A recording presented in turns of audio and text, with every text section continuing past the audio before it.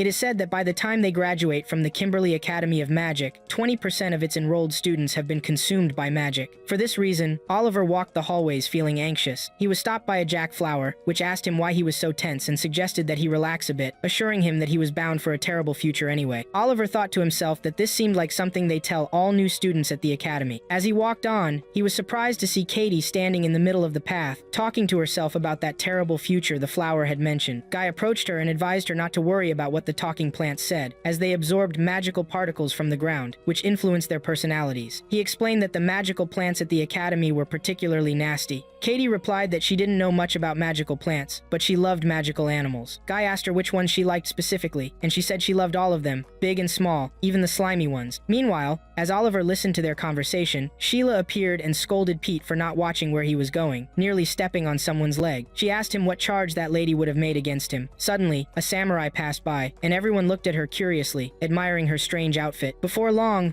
the academy showcased a parade of magical creatures. Guy exclaimed that it was the first time he saw a dragon, and Oliver told him that what he was seeing was a Fafnir, a creature with shiny scales. Guy commented that Oliver seemed knowledgeable about many things. Oliver replied that he only knew what he had read in encyclopedias. Guy then turned to Katie and asked if she didn't say she liked animals. Katie confirmed it, mentioning that they made the troll walk during the parade just like the other magical beasts. Guy informed her that trolls didn't speak their language anyway, and the wild ones attacked people, so they always needed to be tamed. Katie retorted that it was humans who invaded the trolls' territory, but in reality, they were kind creatures at heart. Guy replied that they spoiled his town's fields every year, and Katie justified that the land of those fields originally belonged to them. In that moment, Pete's voice interrupted, asking them to stop talking since they were hindering his reading. Katie apologized, and Pete continued reading, noting that the griffin in front of him had wings different from what was described in the book. Then, Oliver suggested they at least introduce themselves to each other, but suddenly, a magical spell struck Katie, causing her to run at full speed toward the troll, which had become agitated for some reason. During this time, Oliver and Guy ran after her, wondering what was happening, while Katie cried that she couldn't control her feet and didn't know what was happening. Suddenly, the magical knot released, and Katie fell to the ground in front of the troll, which was preparing to pounce on her. Just as Katie was about to surrender to the troll, the samurai stepped in front of it and commanded it to stop. She then turned to Katie and asked if she could run. Katie shook her head, and the samurai said it was okay, drawing her sword to the astonishment of everyone, who wondered if the samurai was going to fight the troll. Their heroes started to think about how to divert the troll's attention toward them using magical spells, saying that the samurai's fight with the troll felt like suicide, but they were unsuccessful, so Oliver suggested using strong winds and directing them at the troll before defeating it afterward. They actually followed through with that, conjuring winds, and Oliver made a small adjustment, using a fake dragon roar to sound like a real one. It successfully distracted the troll. The samurai then leaped up,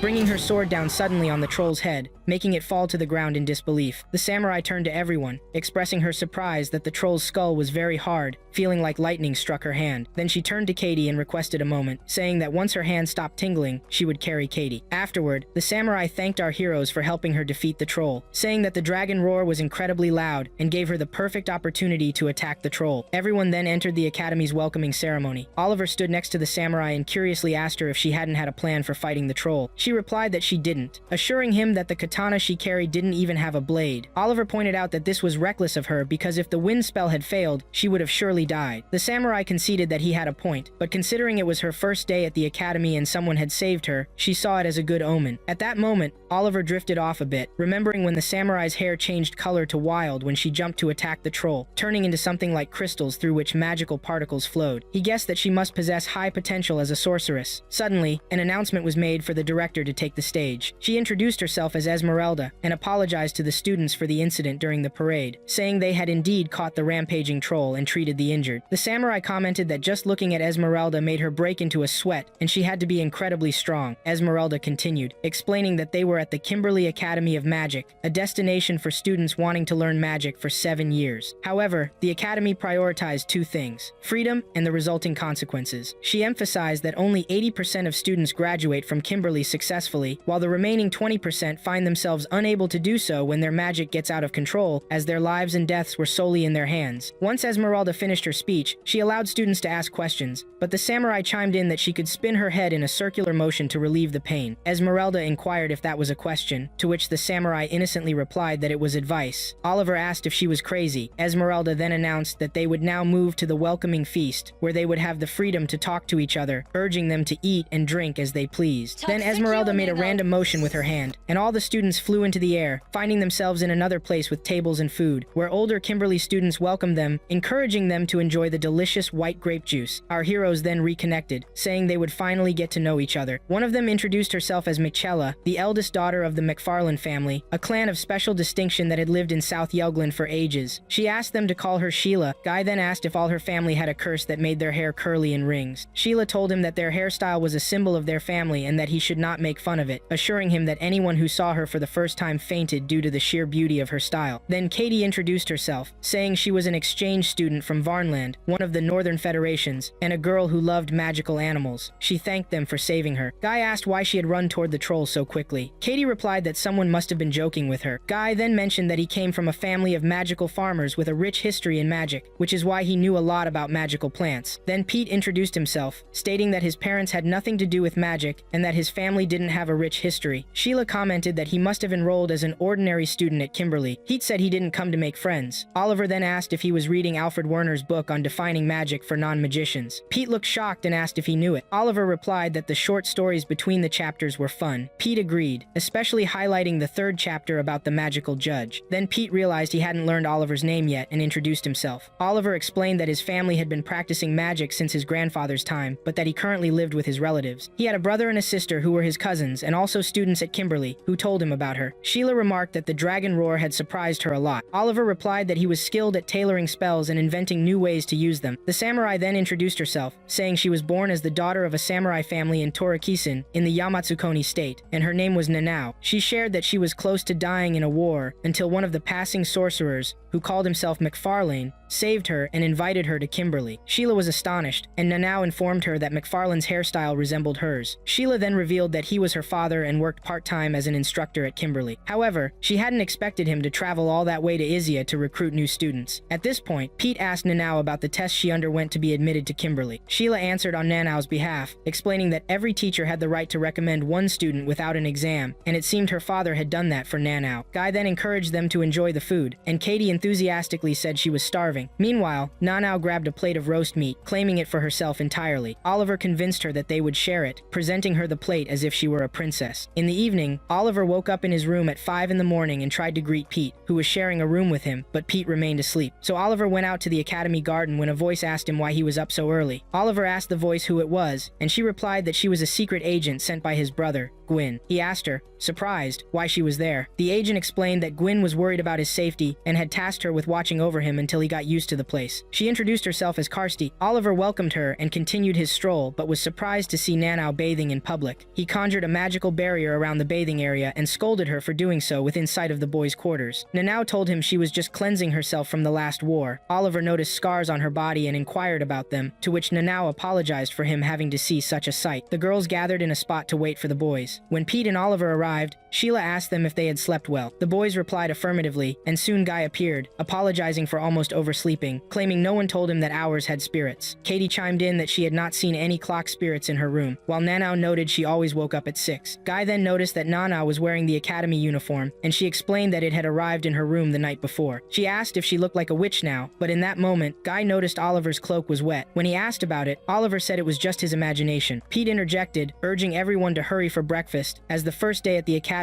would be packed with lessons. They moved to the first class about swords, and Teacher Garland informed them they needed to remember what swordsmanship was first. Pete raised his hand to define it, but the other students began to whisper about him, saying he was trying to draw attention to himself despite being an ordinary student. Meanwhile, Pete raised his sword high, saying swordsmanship referred to techniques employed using blades. He explained that blades had been complementary tools to magic wands for over 400 years, dating back to when a famous wizard named Wilf Padroil lost a duel to someone who did not use magic. Pete looked at the blade, mentioning that sorcerers carry blades as essential tools to handle close-range attacks. They couldn't fight with just the blade. They could also use magic without incantation to surprise or confuse the enemy. Garland continued, saying that in this life, a wizard would only fight with his magic and blade. He then told the students that the first day at the academy typically started with a duel between two students who knew swordsmanship. Nanao raised her hand to participate, prompting Garland to guess that she was the Nanao everyone was talking about. Richard also volunteered to duel her, saying he had heard she defeated defeated a troll with just a sword, and it would be a perfect opportunity to see how people in Isaiah fight. Katie remarked that Richard seemed to have bad intentions, while Oliver thought to himself that Richard wanted to show off he was stronger than Nanau, intending to exploit her inexperience with swordsmanship. Suddenly, Oliver raised his hand, deciding he would duel Nanau. Richard got worked up and told him to back off, but Oliver informed him that he fought the troll alongside Nanau, and they knew each other, so he should step back instead. Richard retorted that he should have informed his teachers and the older students that he fought a troll. Oliver asked him if he would do the same if his classmate was struggling for their life in front of him. Sheila stepped in, telling Richard that she would challenge him to a duel instead. Richard took a step back and Sheila asked if he was scared, which he denied and accepted the challenge. Garland then announced that the first duel would be between Oliver and Nanau, while the second would be between Richard and Sheila. Oliver and Nanau stepped forward, and Garland cast a protection spell on their swords, explaining that the duel would end when one delivered a decisive blow to the head or chest. Both charged toward each other, but Oliver decided to fight with just the sword for a while, wanting to finish it without using magic, knowing Nanau was new to sorcery. However, Nanau rushed at Oliver at full speed, and the swords clashed, creating a massive spark, while the other students watched from afar. As Nanau charged towards Oliver, she suddenly stopped and began to cry, looking at her blade in despair. Before they could re-engage in combat, Garland interrupted, reminding them that he had previously told them not to try to kill one another, assuring that they had likely broken the lethality spell without realizing it. Oliver was stunned, questioning what he had almost done. Garland ordered them to sheath their swords. Then Sheila told Teacher Garland that she believed the new students no longer needed another duel, so she would withdraw. Richard announced he didn't mind withdrawing either. After the lesson ended, Nanau chased after Oliver, assuring him that she had never had such an exciting match before and was happy about it, but regretted they couldn't finish it. Nanau suggested they duel again with real blades without any spells, to which Oliver firmly replied that he would never duel her again because he didn't want them to kill each other. Later, our heroes sat together, and Guy mentioned that the magic theory lecture right after the arts class was a big surprise for him since Teacher Francis said they would need magic wands, not blades. Pete commented that the teacher had an enormous following, while Katie expressed curiosity about what would happen in the afternoon classes, looking forward to the magic class. In the magic class, Teacher Vanessa told them they would deal with magical animals as resources, teaching them the best ways to utilize them. She then showed them silkworms and asked them to create many cocoons, saying each student had to make 10 cocoons, and whoever made 5 would succeed, but those who failed would face consequences. They started working, with Sheila saying the lesson seemed easy for her. She began working but quickly burned one of her cocoons. Guy, confused, asked if that wasn't easy for her. Sheila confirmed she was doing everything right, and since she only needed 5, it was no problem if one failed. Sheila offered to help Oliver, Katie, and Pete because she would assist Nanau, assuring Oliver she knew there was a problem between him and Nanau. Oliver thanked her for that while Guy shouted for her to help him too. She replied she would help him once he understood her advice and stopped failing. At that moment, Vanessa observed the students, noting they were better than last year's group since none had been attacked, but she noticed Katie was still on her 5th cocoon and told her to hurry, stating it was just a silkworm that needed magic to feed it. Meanwhile, Sheila mentioned to Oliver that Nanau had finished even though she was almost about to fail. She asked how Katie was doing, and he replied that her performance was good, up to 9, but she had different goals. She didn't care about the class, wanting to save as many magical creatures as possible. During her last cocoon, Katie got distracted, and it turned black. Oliver ordered her to burn it immediately, but she tried to save the magical creature. Suddenly, the creature jumped out of the cocoon to attack Katie. Oliver and Pete rushed to help Katie and defeat the creature, and for that, Teacher Vanessa informed them they had lost 2 points for helping Katie. Afterward, Katie apologized to Oliver since he had to leave the class with her because she got hurt during that experiment. She shared that her family had a collection of animals, from dogs and cats to magical creatures and half-humans, mentioning she was close to a troll named Batro. Because of that, she couldn't help but react when she saw an animal in pain in front of her, and she couldn't accept the idea that everything could be mere resources for a wizard to use without rights. Oliver commented that she must have lived among angels but came down to earth and experienced the cruelty of this world, so she can't remain an angel now. Katie looked at him in shock. Oliver continued, affirming that if she could maintain her kindness, it would indeed be noble of her, making her more noble than any other angel. Katie blushed at Oliver's words as he told her she had only seen a small part of Kimberly's side, so she shouldn't be disappointed and should think carefully about her decisions. Suddenly, Oliver opened the door to the room, causing their friends to fall to the ground. He told her she wasn't alone as she could see. Afterward, Oliver went out to wander the academy. Kirsty advised him to choose his friends wisely, as someone who couldn't kill a silkworm wouldn't last long in Kimberly. He told her it was up to him to decide. Kirsty then mentioned she was heading to Gwen and would leave him for a bit. He asked her to send his regards to Gwen. The heroes gathered at the table where Guy noticed Katie had recovered, and she confirmed she was fine. However, Katie noticed Nanau seemed lost in thought and guessed she longed to talk to someone. She offered to talk to her any time. At that point, Pete stood up, saying he had forgotten his book in the magic theory class and would go find it. Oliver informed him that what gets lost in Kimberly isn't easily found. Sheila added that there was a chance a mischievous sprite had found the book. Oliver, Sheila, and Pete went looking for the book. Guy remarked that the building of the Kimberly Academy was said to be located on top of a giant cave, which would engulf the building at night. Soon, Pete found his book. Oliver told him they needed to leave the academy now because it wasn't wise to stay there too long after dark. But when they tried to exit the building, they were shocked to find the way blocked. The cave had indeed overtaken the building. Nevertheless, Oliver assured them it wasn't unusual for new students to get lost in Kimberly, and they were soon surprised by a fourth-year student named Ophelia. Oliver recognized her immediately, and surprised her by mentioning he had read her thesis on the study of rapid evolution from the hybridization of Kraken and Silas. Ophelia said it seemed like he knew her research well, and asked him to come closer, but Oliver quickly left the place with his companions, telling her he wouldn't come closer. On their way to escape, they were stopped by Cyrus, a fifth-year student who asked them why they were leaving a woman all alone. Ophelia then followed them from behind, saying they were being naughty and needed a bit of discipline since they left in the middle of her talk. At that moment, Oliver tried to calm the tense Pete, while Ophelia sarcastically asked Cyrus if he was still desecrating every corpse that came into his hands. Cyrus retorted that it was nothing compared to what she did by chasing after men to satisfy her desires. Ophelia opened her eyes wide in astonishment and asked Cyrus if he was mistaken in his claims, and he called her his succubus demon. Ophelia threatened him to be ready for what was coming after calling her that, reminding him that he had previously torn her courage in half. Ophelia then swiftly drew her sword, while Cyrus prepared to counterattack by summoning a skeletal creature to attack her. At that moment, Ophelia transformed into an enormous beast, prompting Oliver to suggest that it was the right time to escape. Before they could flee, Cyrus set up a spider web barrier in their path, stating that while their morale was high, it wouldn't help them escape. Then Nanau arrived, saying it was true because anyone who came there ended up dying, which made her nostalgic for the past. Oliver was taken aback at the sight of Nanau,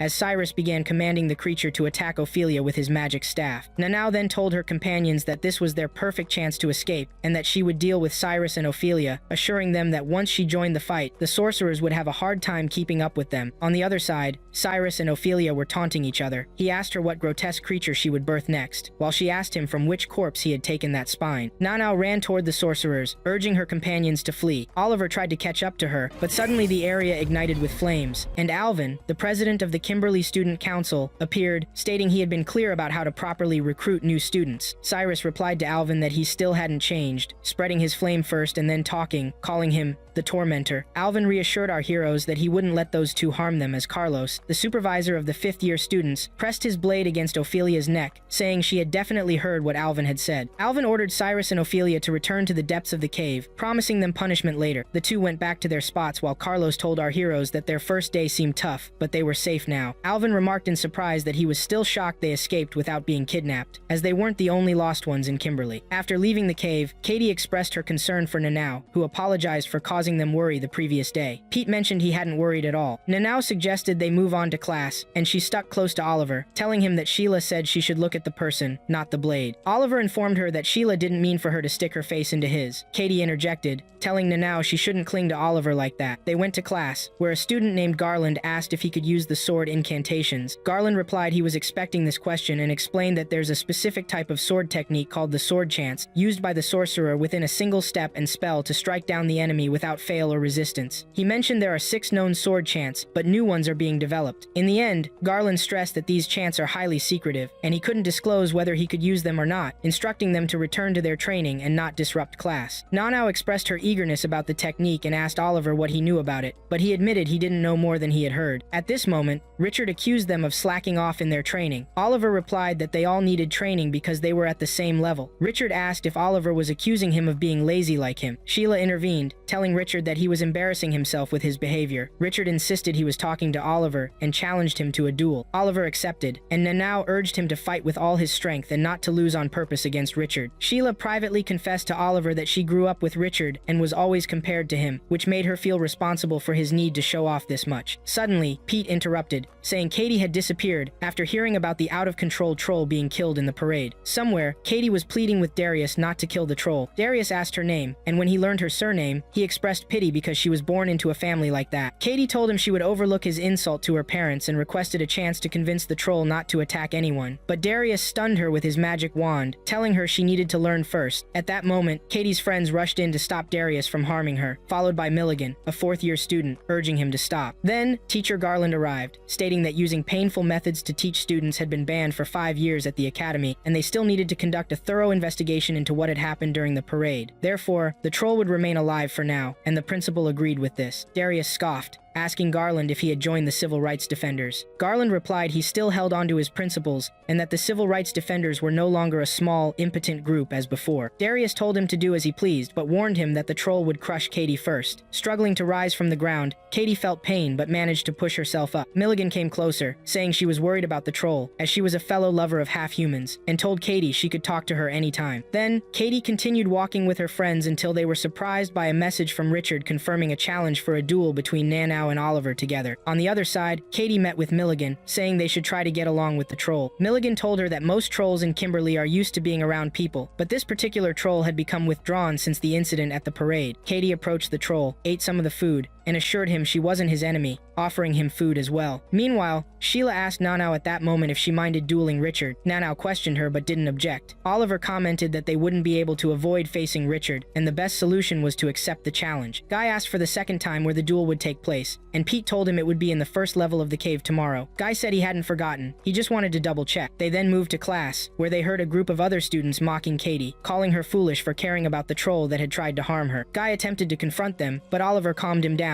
while Pete said he had no intention of fighting. However, as soon as Katie entered the classroom, one of the students ridiculed her, saying that this class was only for humans and offered to show her to her cage. Katie's friends got upset and challenged those students to a fight. Because of this brawl, they ended up being detained as a disciplinary punishment. Sheila then expressed her frustration about their detention, and Guy mentioned he had taken down 5 students and felt no remorse. Nanow added that she had taken down 12. Sheila said she expected that from Nanow and Guy, but she couldn't believe Oliver started it. Oliver said he wouldn't defend himself and told them to insult him as much as they wanted. Katie apologized to him, as well as to Nanow and Guy, for not being able to defend herself. Oliver reassured her it wasn't her fault, while Guy told her it was the right moment to unleash their anger since those students had insulted her in front of them. Katie thanked them but said it made things worse since most of their first-year classmates were now against them. Thus, Richard would take advantage of that opportunity as much as he could. Nanow said they would be helpless alone like this, and Katie remarked that tomorrow's duel would never be fair. She asked Oliver if he really knew that. Then the time for the duel came, and our heroes drew their swords. Oliver advised his friends not to hesitate to attack if they felt danger. They began to walk down a long path inside the cave, guided by Richard's friends to the duel site. Guy wondered where they were heading, and Sheila explained that there were lots of places to hold a duel in the cave. Pete hoped Richard and his friends hadn't set a trap for them. Richard's friends quickly led them to the chosen spot, which was the fluffy arena. There, they were surprised to see many students. Oliver asked what was going on, and then instructed Sheila to protect Katie, Guy, and Pete. Sheila agreed, telling him they were counting on him and Nanow. Then Richard showed up, and many monsters were released into the competition area. Richard immediately slashed at them with his sword. Nanow wondered what was happening, and Oliver explained it was the traditional kobold hunting game played by sorcerers, even though some objected to it so strongly that it had become rare in modern times. Richard approached Oliver and asked what was happening since he knew they were just there to duel. Richard told him that he wouldn't gain any honor from defeating them in a regular duel, so they would take turns hunting the kobold, and whoever killed more than the kobold would be the winner. Oliver thought for a moment that Richard seemed skilled at this game, and since Nanow had never seen a kobold before, it might be best to let Richard win, giving them a chance to mend their relationship with him. Suddenly, one of Richard's friends spotted a kobold escaping and chased it down, killing it to the cheers of the crowd. Nanow shouted in anger, asking what was fun about what they were doing and how they were forcing those who couldn't fight into the arena to compete against each other. The students then turned on Nanow, throwing things at her and telling her to leave if she didn't want to fight. Nanow turned to Oliver, asking him to go since nothing was worth drawing their swords for. Richard asked her if she didn't realize how much effort went into organizing this event, while Richard's friends blocked her path, demanding she return and fight or face them all. Meanwhile, one student attempted to let out the second kobold, but was shocked to find Garuda had emerged from the cage instead. It caused chaos and even killed one student. Richard froze in fear, saying nobody had told him a monster like that would be there. Everyone aimed their swords at Garuda, trying to take it down, but it skillfully dodged their attacks until it sank its claws into another student, wreaking havoc on anyone in its path. Oliver warned Richard that Garuda was a divine beast, and they were no match for its strength. They tried to open the duel arena door, but it wouldn't budge. Garuda became more enraged and wreaked havoc, shocking Richard, who tried to attack Garuda. Oliver calmed him down, warning him he would be the first to be taken down by Garuda. Richard then ran in fear toward the door, with Garuda in pursuit. However, Nanao blocked Garuda's path with her sword, declaring that he was her opponent, and he had to face her. Garuda retreated, and Nanao advanced directly toward it with her sword. Guy suggested they help her, but Sheila told him that going to her would just hinder her. Guy asked if they were just going to watch, and Sheila reminded them she had promised to protect Oliver. Meanwhile, Nanao continued attacking Garuda, until Garuda flew up and then dove down fast, crashing into Nanao and her sword. Oliver charged at Garuda, trying to slice it with his sword, but Garuda clawed him. Nanao got close to Garuda, and parried its claw with her sword, while Oliver ducked out momentarily to tend to his injury. Richard asked Oliver how he was still fighting while he and Nanao were terrified. Oliver replied that he didn't think Nanao was scared at all because she was a real fighter, and he needed to help her or the fighter would die before learning how to act like a regular person. Oliver returned to the battlefield where Nanao was still battling Garuda, telling her he would create an opening for her to take and kill Garuda. They both charged swiftly towards Garuda, and Oliver managed to hit it. Just as Nanao was about to strike, they were startled to see that Garuda had healed. Oliver halted in front of it to distract it, and Richard jumped in to help them fight. Then, Nanao quickly jumped onto Garuda's body and beheaded it in front of everyone's astonishment. Oliver thanked Richard for his help. Nanao understood that the wins had been because of him, thanking him for saving them. He told them he was a descendant of the Andrews family and no one matched his mastery of wind techniques. Oliver reassured him that everything was fine now. Richard confessed that he was ready to risk his life as a sorcerer, but he feared losing the duel and embarrassing the entire Andrews clan. He was astonished at how they managed to fight such a strong foe. Nanao replied that a samurai doesn't choose the enemy he fights. Once the battle begins, he just has to trust that he will triumph. Then Oliver extended his hand to Richard, saying it was enough that he stood firm in battle while most students fled. He assured him he would never forget that bravery. At that moment, Sheila and the rest of the friends came to check on Nanao and Oliver. Sheila noticed that Nanao was injured, and Richard told her that she could use healing magic to tend to Nanao. Sheila thanked him, saying it had been a while since she saw how great he was. The events continued as Oliver went to talk to Karsti, expressing his embarrassment about what happened in the Flavius Amphitheater. Karsti reassured him not to worry, confirming that no one expected the Garuda to enter the duel arena. Oliver replied that it was Kimberly, and no one could dodge the danger she posed. Karsti explained that this was why she wanted to protect him, as her protection was the only way to enable him to act when the moment was right. He agreed with her. Meanwhile, Katie was holding a plate of food, enjoying it and commenting to the troll that it was delicious, even offering him a bite. Milligan commented that Katie seemed incredibly excited to have come to the troll before the main classes started, but she noted that this troll might not. Before Milligan could finish her thought, she was surprised to see Katie had convinced the troll to have his breakfast, leading her to call Katie amazing. Then, Ms. Vanessa's class began, and she mentioned that they should now be able to differentiate between the garum and the warg. She dismissed them for lunch, prompting a complaint from Pete about having to eat after Vanessa's class. Guy responded that even though he sometimes had to slaughter livestock back home, today's class was unbearable. At that moment, our heroes ran into the same students they had previously fought against. Those students ignored them, leading them to discuss among themselves. Guy noted that at least they weren't insulting Katie in front of her anymore. Oliver reflected on yesterday's incident, remarking that the Garuda targeted those who did not acknowledge the rights of half-humans. Sheila guessed that this might be connected to the troll's attack on Katie, or possibly seeking revenge from the half-human rights group. Katie claimed she had no knowledge of it. Oliver assured her they weren't blaming her for anything, but he believed that spark was the fuse that ignited the war. Heat commented he'd feel better if they could find the instigator of the Garuda incident, hoping the teachers would figure it out. However, Oliver shocked him by stating the incident occurred in the cave, which the teachers would consider just a scuffle between students that got out of control. Sheila remarked things would be different if many had died. Guy said he felt he had truly joined a scary academy. Sheila added that perhaps Nanu came out of that incident with something useful, while students surrounded Nanu, asking her how she fought that Garuda. One of them even offered to have lunch with her. Guy looked at Nanu, commenting on her newfound popularity among students. Katie said it was natural after she fought the Garuda, but she wondered why Oliver hadn't gained the same level of popularity. Sheila quipped she could spend an hour discussing Oliver's fighting style against the Garuda. Guy reminded Sheila she already spent last night talking about it. Heat chimed in, saying that compared to Nanu's impressive fighting style, Oliver's battle was dull and hard to comprehend. Guy asked Pete if he was trying to break Oliver's spirit. Pete apologized, and Sheila said no one could appreciate Oliver's fighting style except experts. She then decided to hug Oliver as a sign of respect. Just then, Nanu arrived, and when they told her about Sheila's intention, she also jumped in to hug Oliver, asking him to kiss her since she deserved a reward for defeating the Garuda too. Oliver stepped back while Sheila stated Nanu's request made perfect sense. Katie shyly asked what was happening now, and Nanu urged Oliver to hurry and kiss her. Before Oliver could actually do it, his cousin Shannon interrupted him, asking if he had made any friends. She then hugged him and left after telling him to cherish his friends. When Sheila inquired about her, Oliver explained she was his cousin, and he was staying with with her family. They then moved to chemistry class, where Mr. Darius informed them that the materials they were using might undergo sudden and drastic changes, urging them to remember that. Our heroes continued their experiments, with Guy noting this was their 5th class with Mr. Darius. Although he guessed he would face hardship from Katie after meeting him, it hadn't happened. Sheila commented that Darius might be dedicating himself to becoming a good teacher. Meanwhile, Guy finished preparing his magical recipe, and Oliver said he would review the steps with him as it contained dangerous materials. Sheila mentioned she would look after Nanu as usual,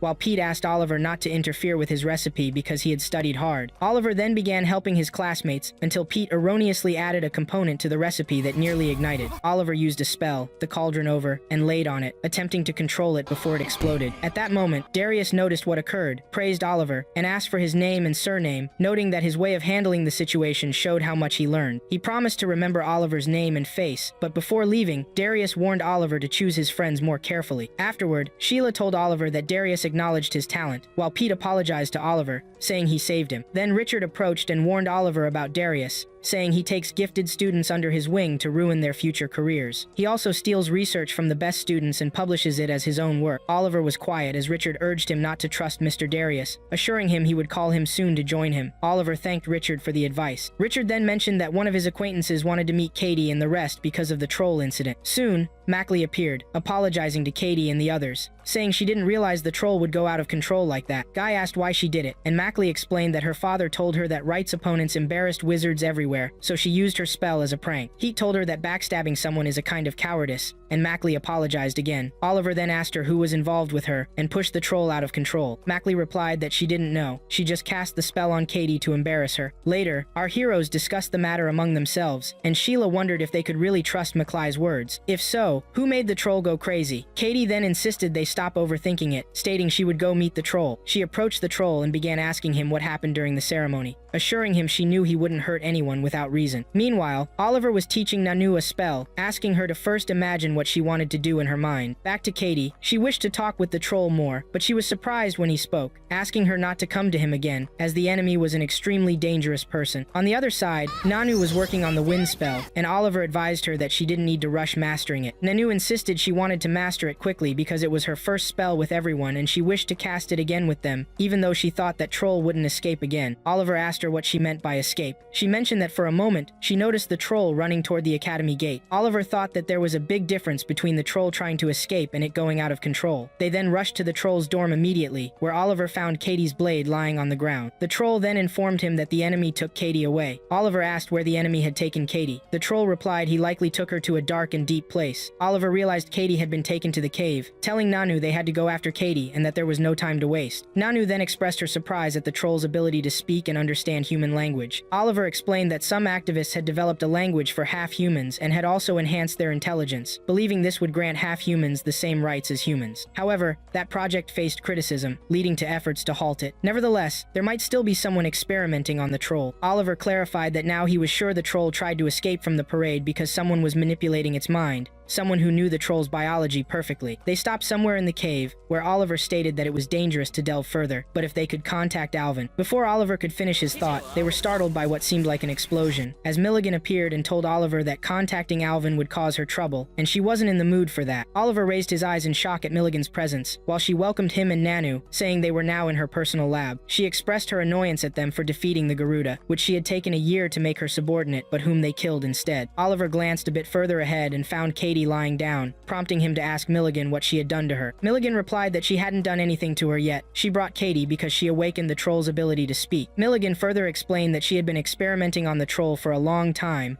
but he always refused to talk to her. Then Milligan summoned her magical tools, saying she would perform a check on Katie's brain because she was curious to know how Katie awakened the troll's ability to talk. She then asked Oliver to leave Katie to her since she had plenty of experience and would return her after having a look at her brain. At that moment, Nanu rushed at Milligan with her sword, declaring there was no use in talking, but Milligan cast a petrification spell on Nanu, freezing her in place. Oliver quickly removed that spell, and in that moment, Milligan stated that she had received the basilisk as a gift from her father for protection, explaining that it had killed 5 of her siblings before settling inside her. She introduced herself again, explaining that she was a rights activist specializing in the biology of half-humans, and was nicknamed Milligan, the Eye of the Serpent, because of that basilisk. Milligan's eyes glowed with determination for the attack, prompting Oliver to instruct Nana not to look into Milligan's Milligan's eyes. The two charged at Milligan with their swords, but she managed to fend off their attack. Oliver quickly ducked for cover to protect himself from Milligan's counterstrike, while Nana rushed fiercely toward Milligan, undeterred by her defense. Both displayed their sword skills, with Milligan admiring Nana's speed and finesse, wondering if the rumors about her were true, noting that Nana had extraordinary agility. In the meantime, as Nana listened to Milligan, she was caught off guard by a trap that nearly caused her to stumble and fall. Luckily, Oliver intervened just in time, saving her from a nasty fall. Milligan remarked that Oliver only intervenes when Nana lets her guard down. Using a defensive wall to conceal his attack, Oliver dashed toward Milligan, but she quickly repelled him, describing it as a cheap trick. Nana then attacked once again, to which Milligan exclaimed how persistent her opponent was, confessing that she found it challenging to duel Nana directly. As a result, she decided to resort to magic. Milligan cast a spell, unleashing a massive light in the area, followed by a powerful explosion. In response, Oliver cast his own spell, prompting Milligan to question why he didn't just throw a straightforward spell at her. At that moment, Nana charged toward Milligan for the attack, but Milligan suddenly weakened the ground beneath her. Just as Milligan was about to incinerate Nana, she was astonished to find that Nana sensed the origin of the spell and redirected it with her katana. Milligan was stunned and drew her sword, determined to test Nana's strength further. Milligan directed her flame at Nana, but Oliver joined her side,